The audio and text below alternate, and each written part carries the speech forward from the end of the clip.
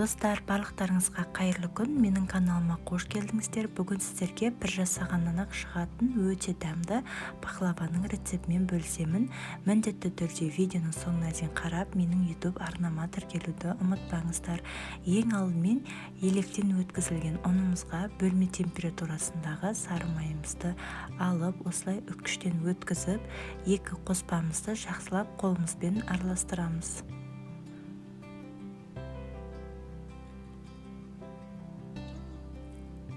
Араластырып болғаннан кейін бір шай қасықтан сәл көбірек етіп разрыхлитель қосамыз. Төменгі описанияға қанша мөлшерде қандай заттар керектігін барлығын жазып қалдырамын. Енді қаймағымызды қосамыз.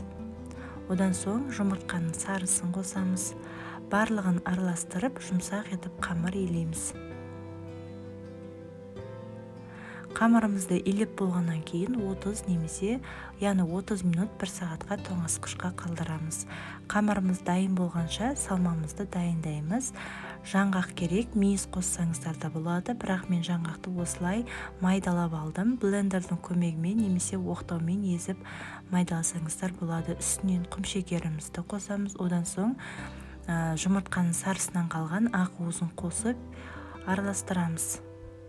Салмамыз дайын болды. Енді қамырымызды да осылай теңдей 4 бөлікке бөліп аламыз. Қамырымыздың әр қайсысын жайып шығамыз. Жұқалау етіп жаямыз. Осылай 4 бұрышты форманың астына пергамент қағазын төсеп, қамырымызды формасына келтіріп, осылай ортасына начинкамызды теңдей 4 бөлікке бөліп аламыз да, осылай орналастырып шығамыз. Және де әр қамырыңызды қойған сайын қамырыңызды шеттерін жабыстыруды ұмытпаңыз. Барлығын осылай ортасына начинкасын жағып, қамырын қойып болғаннан кейін шеттерін әдемілеп өріп шығамыз. Дәл видеодағыдай жасаңыздар, және де пышақтың көмегімен формасына келтіріп кесіп шығамыз. Толықтай кесеңіздер де болады, немесе бетін жай ғана тіліп өтсеңіздер де болады. Соңда жұмыртқаның сарысын жағып 180 градуста қоңыр түске енгенше пісіріп аламыз. Яғни өздеріңіздің пештеріңіз жағдайына қарай 25-30 минутта пісіреміз.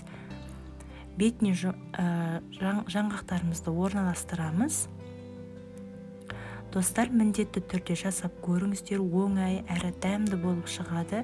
Сіздерге ұнары сөзсіз, бір жасағаннан ақ шығады. Міндетті түрде жасап, төменге комментарияға өз ойларыңызбен бөлісіңіздер. Және де менің YouTube арнама тіркеліп қойыңыздар.